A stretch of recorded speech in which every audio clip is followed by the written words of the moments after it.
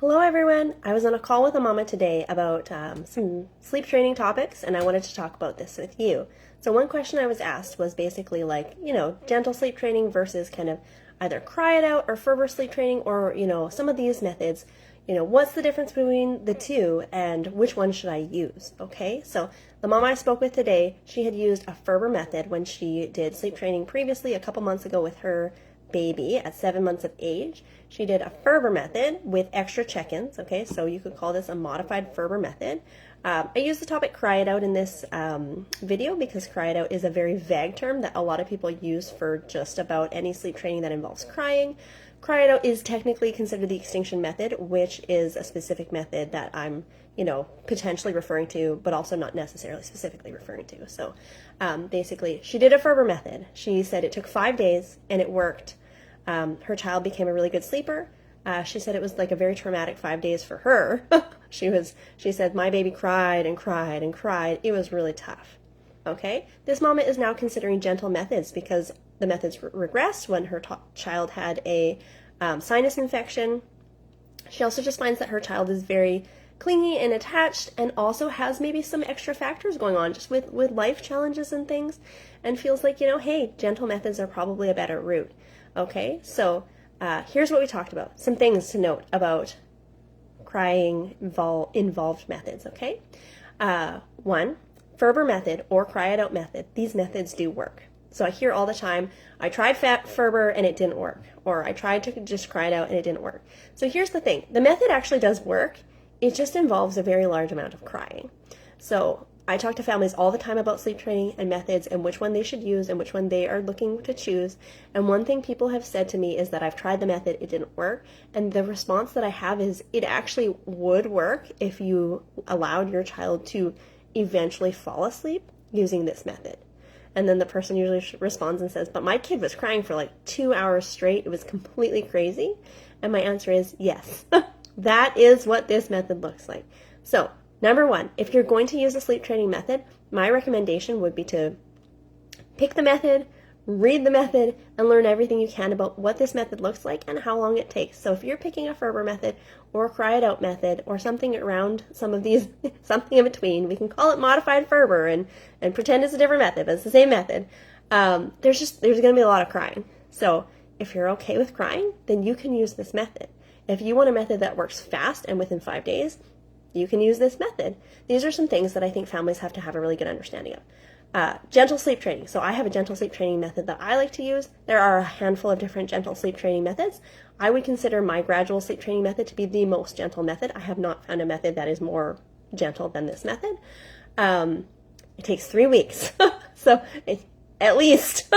So this is one thing that, she said, yeah, it was 5 days when we did Ferber, it was done. It's as likely to regress back as any other method, so that's a reality. If you do the Ferber method, you might have to do it more than once because if your baby gets sick and you start to snuggle your baby and breastfeed your baby till they fall asleep and start to do these things again, here's the reality, these things might regress. Okay, that's how this works. When it comes to gentle sleep training methods, it takes longer, it's a more gradual process, and it's very hands-on as parents. So sometimes people say things like, oh, does it actually work? Of course it works, right? Of course it works. But it takes lots of time and effort and energy from you, the parent. So the number one thing I would say is different between a gradual or gentle sleep training method versus a Ferber or cry it out method, other than maybe volume of crying, is how easy it is to accomplish and follow the method correctly. Okay, so this specific phone call this morning, the mama basically said hey, I would love to hire you as my sleep consultant, but I don't have money for that. And basically I had a response of hey, I'd love to support you, but my method is actually it's complicated. It's not that the method itself is complicated, it's that, okay, Ferber method, you Google Ferber method, you have a template, you go into the room, you go out of the room, you wait 2 minutes, you go into the room, you go out of the room, you wait 3 minutes. It's very simple. There's not really a way to do it improperly unless you go, oh my gosh, my baby's been crying for 2 hours, and you pick up your baby and you rock your baby. Okay, yes, you're going to do it incorrectly then. Or you're I don't really want to actually do Ferber method, so I'm going to let my 4-month-old baby have a pacifier. And then, yes, you can do it incorrectly. So yes, if you totally don't follow the method, you can do the method incorrectly, but in general, if you take that piece of paper and you follow it with your life, you will accomplish the task you are set out to accomplish.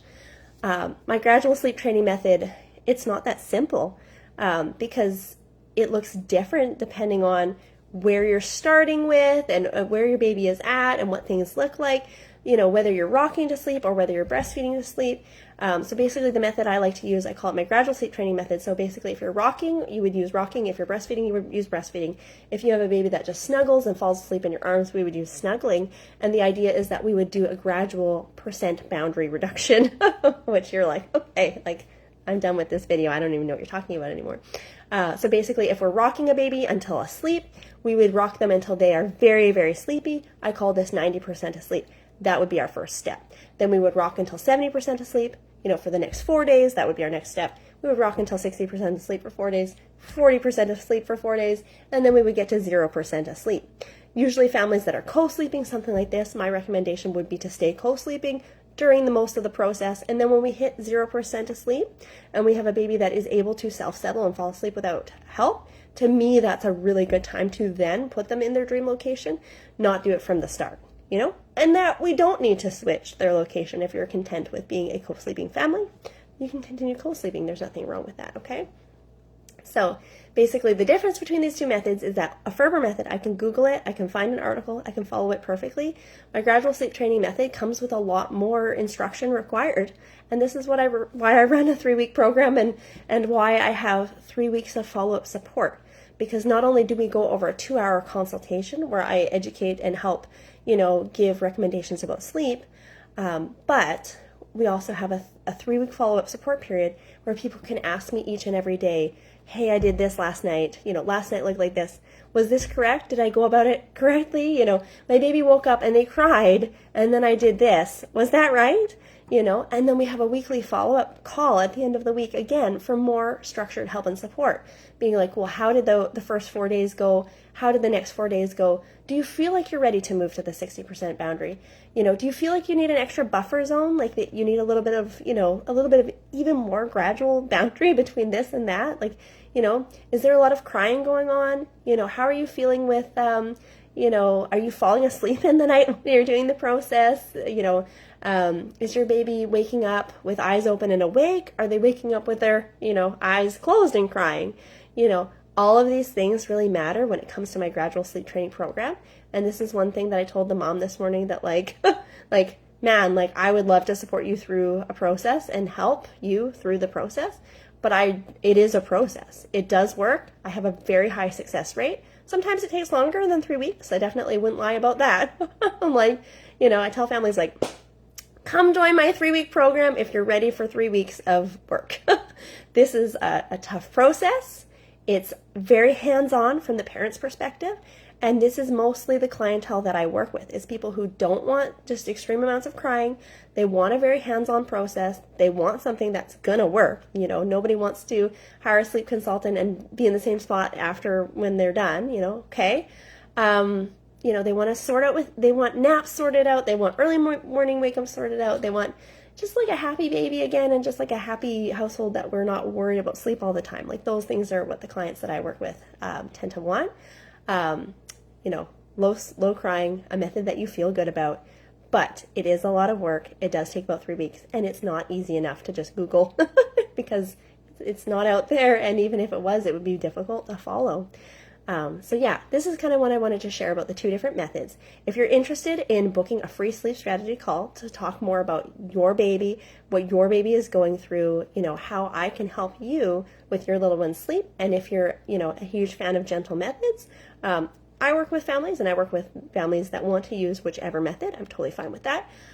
Most of the families I work with do want gentle methods. That is the way I tend to specialize and work with. So yeah, if that's you and you want to book a free sleep strategy call, either, post below or send me a message saying, hey, free sleep strategy call. We can book a call. Let's talk about it. Let's get you some help because you can have a really good sleeper in 3 weeks from now. It is 3 weeks of work, but then 3 weeks from now, you'll be done. So that, if you have a baby that's waking up every hour or, every couple of hours frequently in the night, you can just imagine 3 weeks from now being done and not having to use a method that has your child screaming and crying for 3 hours in the middle of the night, at each wake up. So that's definitely a possibility, and I can help you with that. Okay, thanks everyone. Bye.